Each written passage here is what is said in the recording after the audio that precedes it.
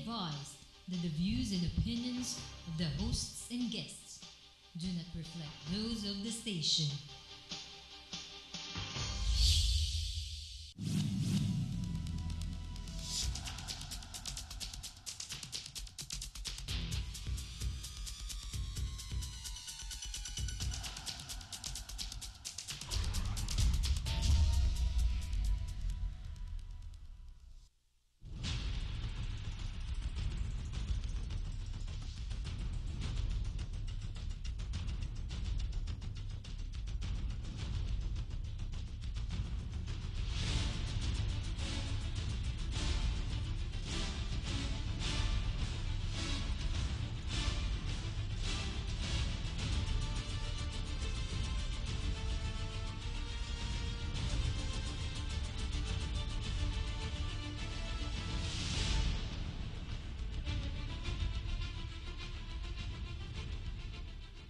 Good evening Philippines, mayong gabi sa tibuok republika at siyempre magandang gabi sa Lupang Hinirang, Luzon, Visayas, Mindanao at Sabah. Mayong gabi isad, Diyos mabalos, maray na banggi sa Indogabos, masantos yung salabid sa kayo amin. Buenas noches a todos, Bismillahirrahmanirrahim, Assalamualaikum warahmatullahi ta'ala barakatuh. Ako po si Eric Espina at sa gabing ito ay dahil hitik po tayo sa ating mga panauhin ay didiretso na po tayo sa ating pakikipanayam.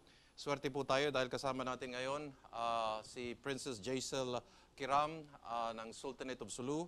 Nandito rin si ang President ng Islamic Society of the Philippines, ang dating gobernador ng Tawi-Tawi, si Governor Tillah, at si Mentong Laurel na isa ring presenter dito sa GNN, pero nagsusulat ng dalawang column sa The Daily Tribune at sa Opinion. At kailangan makausap natin doon dahil maraming hitik din ito sa mga kaalaman at gusto rin magsalita nito eh. Iba yung nag-i-interview, iba rin na siya naman ang ating tatanungin. Good evening to all of you. Good evening pa. Present status now of our people at Lahad-Datu and in Sabah. Well, fighting is still ongoing up to this moment. Okay. Just recently, about 400 Tausug went to Lahad-Datu and Semporna. They are originally civilians, but they wanted to be labeled now as member of the RSF because, you know, their families or member of their family or a relative of them has been a victim of the injustices in Malaysia, and some other relatives of theirs were killed po in Lahad-Datu in Semporna. And you know this Tausugs, you know, us Tausugs, for example, there's a birthday celebration or wedding celebration. If we do not get invitation, then we do not go. But this is different. We're fighting for what is right, what is just, and lives are at stake. So they voluntarily went to Lahad-Datu and Semporna to help their fellow Tausug there. How are they going to help their fellow Tausugs? Well, they're there to reinforce. Okay. And you know, Princess Jacel, tell us, how is this reinforcement going to be? Will it be in terms of moral, financial, food, or? Well, we just confirmed with the Raja Muda that a guerrilla base has been built already in Lahad-Datu, wherein there's enough food, there's water. Logistics. Yeah, logistics. And these people who came in to Sabah, 400. Yeah, about 400 of them are of course armed. But of course, Eric, no, it's malayo pa rin to sa forces of Malaysia. Of course. The equipments and the logistics that Malaysia have in terms of ammunitions.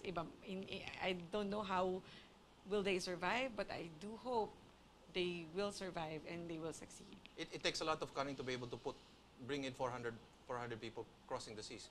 I just hope that the Philippine Navy and the PNP are turning a blind eye. I'm really hoping because I deep down in their mind, I know they have their own thoughts about this also, but they're just following orders. But I think deep down in their mind, they know who the real enemy here. Yes. Of course, these are Filipinos too. Of course. Your attempts to talk to the Sultan of Brunei. Well, he left, I think, 3 o'clock a while ago. Yeah. When we knew that he will be coming over to the Philippines, then we write a letter addressed to the Sultan Yes. of Brunei through the embassy Yes. of Brunei here in the Philippines. But just yesterday, syempre, pag pinangunahan na naman ng Malacanang, they won't allow it to happen. Okay. The talks between the Sultan of Sulu and the Sultan of Brunei, I'm sure Malacanang will not allow it to happen. That's why Valte came in with her statement saying that the Sultan of Brunei's itinerary is full and that there's no chance for them Silang to... sumagot. Yes. Shouldn't it be the embassy of Brunei? I Should know. answer They should have waited. Pinangunahan po nila yung embassy, yung Brunei.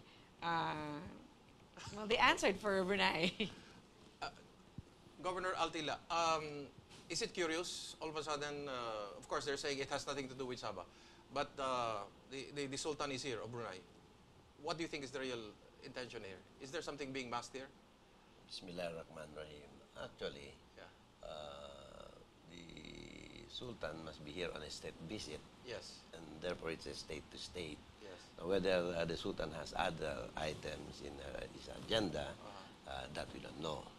But as Jacel said, that they wrote the embassy, and nothing's happening on that side. Can you read anything political here? Do you think that this has anything to do with the current conflict in Lahad Datu? Well, if I were one of the advisors of the president, I would welcome this opportunity to talk to the Sultan. After all, the original ownership of Sabah is the Sultan of Brunei. Yes. And it would be a very good opportunity for him to get the sense of the people of Brunei as represented by the Sultan. Any veracity to talks that the U.S. Tried or attempted to talk to the Sultan of Brunei to intervene and talk to the Malaysian Prime Minister regarding Lahad Datu, and then Razak went to Brunei and they had a talk, and all of a sudden Razak says, no, we don't want any intermediary regarding these talks. Is there any thread of truth to this? Well, I don't know about the goings on in that sphere, no? But what I know is that the Sultanate of Sulu has a very legitimate historic claim, and that's the basis of our being here today. What are the responses of the CBCP so far with regards to... Well, Jacel, I think, can answer that because I was not around. Okay. Well, we went to CBCP to ask for, because there are a lot of Christians in Sabah. I think 25% or 5.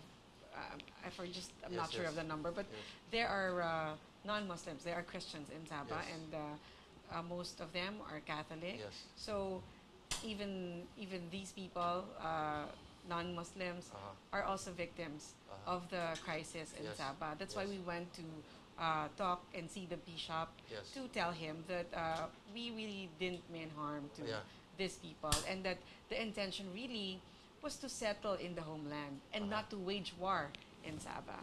So we just made him understand that it's not our intention na magkaroon ng bloodshed and to make it this severe as what is it right now. If it's any consolation, when I guested senior undersecretary, former DFA Undersecretary Lauro Baha, he said they continued and protracted, and I'm paraphrasing, asymmetrical standoff right at Lahad Datu augurs very well for the Philippine position. In so many words, he's trying to say the continued guerrilla warfare will be good for the Philippine claim. In so many words, he confirmed that. Kamentong, we titled the program Malaysia Gate based on your column. Naiisahan ba ang Pilipinas? Kasi mas ginagamit ang pera, ang pondo ng Malaysia na galing sa Sabah para maisahan ng Pilipinas. Meron ba silang lobby group? Paano ba tayo iniisahan? Well, Malaysia Gate refers to a scandal raging in Malaysia, and it has reached the shores of the United States because of Malaysian money going into U.S. media to project certain issues, manipulate issues there, particularly to support the present government in Malaysia and against a challenger, Anwar Ibrahim. But this report came to us through Ado Paglinawan, who is a Filipino based in Malaysia. He used to be one of the backdoor negotiators during Pelaez's time. Okay. That was a long time ago. Yes, yes. And he has been sending articles to us in Opinion. Okay. And he sent me, before he sent me his own articles on this, I did my research, which came out in my columns Yes. in Tribune and Opinion. Yes. But the message in all these is that the Malaysians are good at buying people, Okay. buying politicians all over the world and in the Philippines You're too. talking about presidents and even senators? Presidents, senators, past presidents, defense Do they get into secretaries. business as well? I think one of the defense secretaries before was your guest also. FBR's little right-hand man. Yes. And FBR has brought in Malaysian Lotto, Malaysian palm oil, Malaysian this and that. Malaysian cars also? Malaysian Do you cars, remember Proton, and so on. So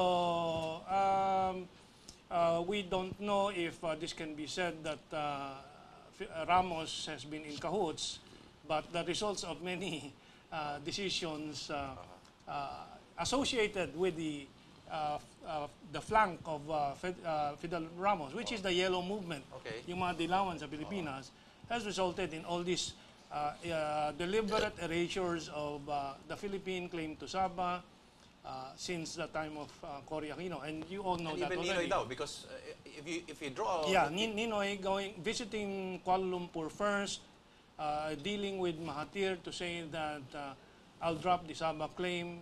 According to DFA elements. Consul General Dorado. That's right, yeah. Because he was That's the name. monitoring Yeah, He was the one monitoring That's the arrival right, of Was he Ninoy. being hosted by the Sultan of Johor also? Is there any truth to that? I don't have the details right now, but he did, according to the statements, the testimonies, visit and, yeah, go ahead, please. Yeah. Yeah, we read an article about that, and it was way back April of 2011 when the Sultan of Johor visited Noy Noy when he became Boston. president of the Philippines. Apparently, when they were younger and still studying, the Sultan now studied in Boston. Okay. And he even stayed with Boston. the Aquinos in Okay. Boston. And Ninoy even took care of this Sultan when he was still young. And they had a very good relationship. The Johor Sultan and the family of our president has a very good relationship. So, according to Consul General Dorado, he was tasked to monitor the arrival of Pinoy to the Philippines from the U.S. And according to him, before Ninoy came to the Philippines, he landed first in Singapore. And then from Singapore, he went to Kuala Lumpur to talk to Prime Minister Mahathir. But I think that talk was brokered by the Sultan of Johor, the father of the now Sultan of Johor. Well, anyway, so the point here is they are very good in making deals, and I would have to credit the Malaysian UMNO Yes. for having worked very hard for the interests of their country. Yes.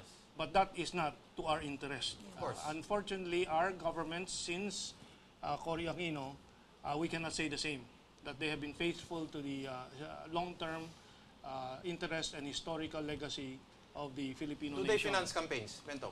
That's not far-fetched. Well, that's why we focused on Malaysia Gate today. Yes. To establish the fact that they know how to use their money all over the world, and I'm sure in the Philippines. Money they got from Sabah.